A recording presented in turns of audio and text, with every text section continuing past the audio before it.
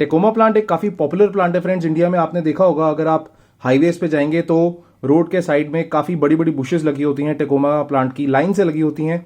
और इसको yellow trumpet या येलो बेल्स के नाम से भी जाना जाता है, क्योंकि इनके जो फ्लावर्स होते हैं, फ्लावर्स की जो शेप है और जो कलर है ऑब्वियसली येलो है, और इनकी जो शेप है वो एक ट्रम्पेट की तरह होती है, बेल की तरह होती है, इसलिए उसी की वजह से, इनके फ्लावर की शेप की वजह से ही इस प्लांट का ये नाम पड़ा है। बहुत ही पॉपुलर प्लांट है, काफ़ी गार्डनर्स इसको, बिगिनर गार्डनर्स और एक्सपीरियंस गार्डनर्स अपने गार्डन में इसको लगाते हैं।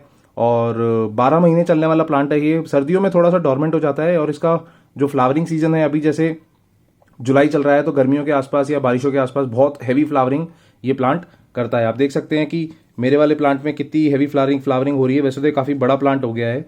इसकी जो वेराइटी है वो क्रीपर वेराइटी है, और कुछ छोटे डॉर्फ वेराइटीज़ भी आती हैं जो गमले में छोटी सी साइज में ही काफ़ी ज़्यादा फ्लावरिंग करती हैं। ये वाली जो वेराइटी है ये क्रीपर वेराइटी है।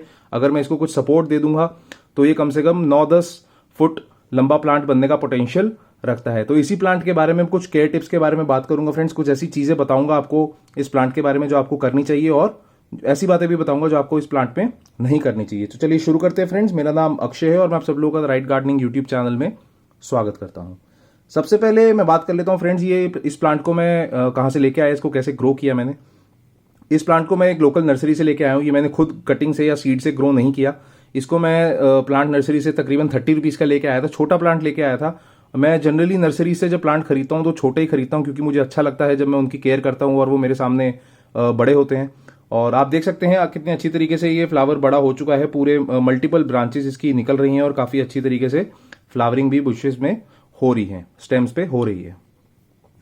तो नर्सरी से लाके मैंने इसको 10 इंच के सीमेंट के गमले में लगाया हुआ है। अब सीमेंट के गमले में आप अपने मनचाहे गमले में भी लगा सकते हैं, मिट्टी के गमले में भी लगा सकते हैं।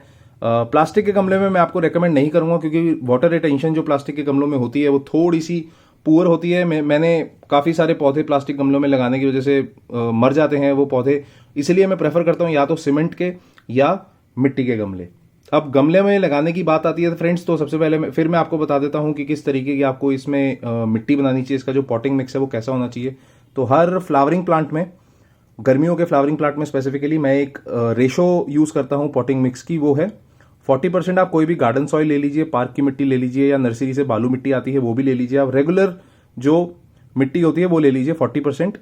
उसमें आप 30% मिला लीजिए कोई भी ऑर्गेनिक कंपोस्ट, वर्मी कंपोस्ट मिला लीजिए, या गाय के गोबर की खाद मिला लीजिए। 70% हो गया। 10% इसमें आप मिला लीजिए बोन मील। बोन मील मैं इसलिए कह रहा हूं क्योंकि वो ऑर्गेनिक कैल्शियम और फॉस्फोरस का सोर्स है जो फ्लावरिंग प्लांट्स को चाहिए होता है फ्लावर खिलाने के लिए। 10% इसमें डाल दीजिए आप सैंड, रेगुलर सैंड मिल जाती है नर्सरी से आसानी से, आप ऑनलाइन भी ले सकते हैं। 10% इसमें डाल दीजिए नीम की खली। नीम की खली मैं इसलिए डाल रहा हूँ कि क्योंकि अगर कोई भी रूट्स में कीड़े मकोड़े लगने का अगर कुछ डर होता है तो वो हट जाता है, क्योंकि नीम की जो खली होती है वो एक नेचुरल पेस्टिसाइड की तरह, पेस्ट रेपेलेंट की तरह काम करती हैं। तो ये सारे जो बीमारियां हैं वो रूट से आपके प्लांट के दूर रहती हैं, तो आपका प्लांट ओवरऑल लॉन्ग टर्म में हेल्दी रहता है। इस पॉटिंग मिक्स को अच्छे से मिक्स कर लीजिए, कोई भी उसमें मोटी मोटी गिल्टियां नहीं होनी चाहिए। अच्छे से मिक्स कर लीजिए उसको बिल्कुल, और अपने फिर जो पसंद का गमला है उसमें आप इस प्लांट को लगा लीजिए। लगाने के बाद इस प्लांट को ऐसी जगह पे रखना है जहां पे कम से कम 5 से 6 घंटे की सनलाइट इसमें डायरेक्ट पड़े, क्योंकि अगर आप इसको सनी पोजीशन में नहीं रखेंगे, शेडी पोजीशन में रखेंगे, शेड वाली पोजीशन में रखेंगे, तो ये जो प्लांट है, ये जैसे आप मेरा प्लांट देख रहे हैं कितना उठा उठा है, कुछ स्टेम्स जो है ऊपर की तरफ ग्रो कर रही हैं। आप इसको शेडी एरिया में रखेंगे तो ये काफी डल, ऐसे लटका लटका प्लांट रहेगा और काफी बाहर की तरफ इसकी जो स्टेम्स है वो झूलेंगी। जो सन होता है, सन से इस प्लांट को स्ट्रेंथ मिलती है, और वो ऊपर जाने की जो ताकत है वो सारी सन से ही एब्जॉर्ब ये प्लांट करता है। ऑब्वियसली अगर आप इसको सन में नहीं रखेंगे तो फ्लावरिंग भी जितनी हैवी हो रही है उतनी हैवी नहीं होगी। फ्लावरिंग होगी लेकिन कंपैरेटिवली कम होगी। अब बात कर लेते हैं फ्रेंड्स वाटरिंग के बारे में। इसको जो सॉइल चाहिए होती है वो स्लाइटली मॉइस्ट सॉइल चाहिए होती है, ड्राई मत होने देना इसकी मिट्टी। और बहुत ज्यादा कीचड़ जैसी गीली मिट्टी होती है वैसा भी इसको पसंद नहीं है, क्योंकि अगर बहुत ज्यादा गीली मिट्टी आप रखेंगे तो रूट रॉट हो सकता है। रूट रॉट की वजह से पौधा आपका इवेंचुअली मर भी सकता है। अगर आप रेगुलरली मॉइस्ट सॉइल रखेंगे तो इसको जितनी मॉइस्चर की रिक्वायरमेंट है वो ये सॉइल से एब्जॉर्ब करता रहेगा, और कुछ भी ओवर वाटरिंग या अंडर वाटरिंग का खतरा नहीं रहेगा। जब कभी भी पानी देने की बात आती है फ्रेंड्स, तो मैं हमेशा व्यूअर्स को ये रेकमेंड करता हूं कि आप डीप वाटरिंग करिए। डीप वाटरिंग से मेरा क्या मतलब है, जब भी आप अपने पौधे को पानी देंगे, आप देख सकते हैं कि इसमें ऊपर की 1-2 इंच की जो मिट्टी है गमले में मैंने छोड़ रखी है। तो जब कभी मैं पानी देता हूं तो इस गमले को ऊपर तक पानी से भर देता हूं। उससे होता क्या है, धीरे धीरे पानी एब्जॉर्ब कर हो जाता है मिट्टी में, और जो गमले की हाइट है, फॉर एग्जाम्पल यहां तक, नीचे तक पानी जो है एब्जॉर्ब हो जाता है। तो इससे प्लांट को एक सिग्नल जाता है कि मॉइस्चर नीचे तक अवेलेबल है, तो वो अपने रूट्स वहां तक ग्रो कर लेता है और डीप रूटिंग प्लांट की हो जाती है। उस डीप रूट डेवलपमेंट से क्या होता है कि प्लांट का जो ओवरऑल स्ट्रक्चर है वो भी इंप्रूव हो जाता है, क्योंकि जितना अच्छा प्लांट का रूटिंग सिस्टम होगा उतना अच्छा ही और उतना हेल्दी प्लांट आपका ग्रो करेगा। तो डीप वाटरिंग का ये फायदा है। एक तो आपका एक शेड्यूल बन जाता है कि आपने हर 2 या 3 दिन बाद अपने प्लांट को रेगुलर पानी देना है। दूसरा, आपको ओवर वाटरिंग और अंडर वाटरिंग का इसमें कोई डर नहीं होता, क्योंकि इवेंचुअली जो जितना पौधे को जरूरत है मॉइस्चर की, उतना गमले में है पहले से। अब बात कर लेते हैं फ्रेंड्स फर्टिलाइजर के बारे में। फर्टिलाइजर के बारे में काफी व्यूअर्स मुझसे पूछते हैं कि टेकोमा स्टांस में कौन सा फर्टिलाइजर अप्लाई करें। इसमें आप कोई भी रेगुलर बैलेंस्ड फर्टिलाइजर डाल सकते हैं। इसमें वैसे 2 तरीके के फर्टिलाइजर आप यूज कर सकते हैं, एक है ऑर्गेनिक, एक है केमिकल। दोनों के बारे में आपको बताऊंगा, ऑप्शंस भी दूंगा।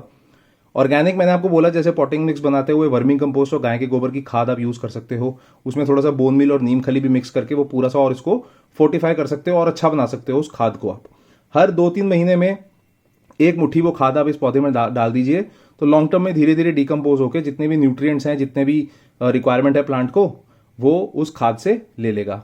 अब ये तो थी स्लो रिलीज फर्टिलाइजर्स होते हैं, जो धीरे धीरे सॉइल में अपने न्यूट्रिएंट्स जो है वो रिलीज करते हैं, क्योंकि धीरे धीरे डिकम्पोज होते हैं। अब आते हैं फास्ट रिलीज फर्टिलाइजर्स, जो केमिकल हैं, ऑर्गेनिक भी हैं। ऑर्गेनिक में इसमें यूज करता हूं वो एक लिक्विड सीवीड फर्टिलाइजर, जिसमें 61 माइक्रो न्यूट्रिएंट्स होते हैं। ये एक सी एल्गी से बनता है, और जितने भी माइक्रो न्यूट्रिएंट्स होते हैं जैसे मैग्नीशियम, कैल्शियम, जिंक, वो सारे के सारे प्लांट को चाहिए होते हैं ग्रो करने के लिए। लेकिन जो मेजर फर्टिलाइजर्स होते हैं उनमें ये चीजें नहीं होती। जैसे एनपीके जो फर्टिलाइजर होता है उसमें सिर्फ नाइट्रोजन, फॉस्फोरस, पोटेशियम का रेशो होता है। जो माइक्रो न्यूट्रिएंट्स होते हैं वो लिक्विड सीवीड फर्टिलाइजर जैसे फर्टिलाइजर से ही मिलते हैं। तो लिक्विड सीवीड फर्टिलाइजर अगर आपने इसमें डालना है तो मैं उसको डालने का भी तरीका बता देता हूं। वो एक कॉन्सेंट्रेट फॉर्मेट में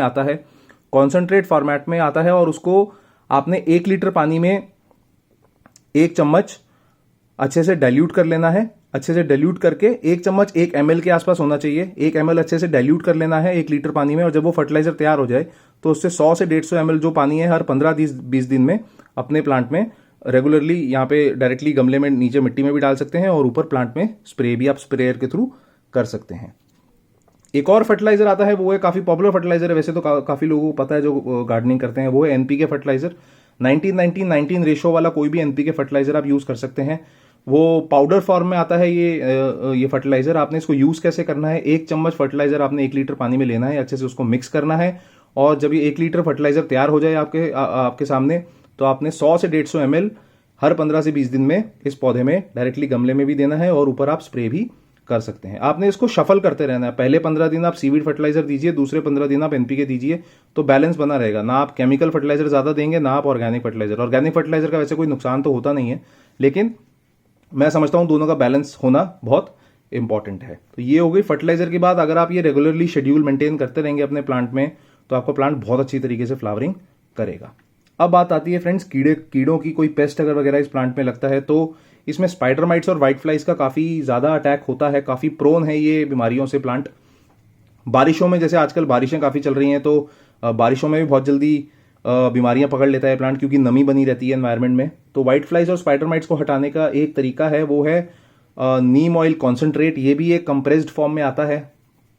1 ml आपने 1 लीटर पानी में अच्छे से डाइल्यूट कर लेना है, और जब वो सोल्यूशन आपका तैयार हो जाए 1 लीटर का, तो आपने 100 से 150 ml ऊपर स्प्रे भी करना है, और डायरेक्टली आप सॉइल में भी दे सकते हैं। तो ये एक रेगुलर पेस्ट रेपेलेंट की तरह काम करता है। आपने हर 15-20 दिन में अगर इस पर स्प्रे किया तो किसी तरीके का इसमें कीड़ों का अटैक नहीं होगा, और अगर है भी तो आप उसको रिमूव कर सकते हैं। और अगर मान लो आपका कुछ किसी पर्टिकुलर टहनी में या किसी पर्टिकुलर स्टेम में बहुत ज्यादा अगर वो कीड़े मकोड़े बढ़ गए हैं और वो नहीं जा रहे पेस्ट स्प्रे करने के बाद भी, तो आप उस स्टेम को जहां से वो आ रही है और फर्दर फैला नहीं है इन्फेक्शन उसका स्टेम का, तो वहां से आप उसको हार्ड प्रून कर सकते हैं, और फिर वो आपका प्लांट जो है बाकी इन्फेक्शन से बचा रहेगा। तो ये कुछ चीजें हैं फ्रेंड्स जो टेकोमा स्टांस के बारे में आप अप्लाई कर सकते हैं अपने पौधे पे, और देख सकते हैं कि किस तरीके का रिजल्ट आपको आता है।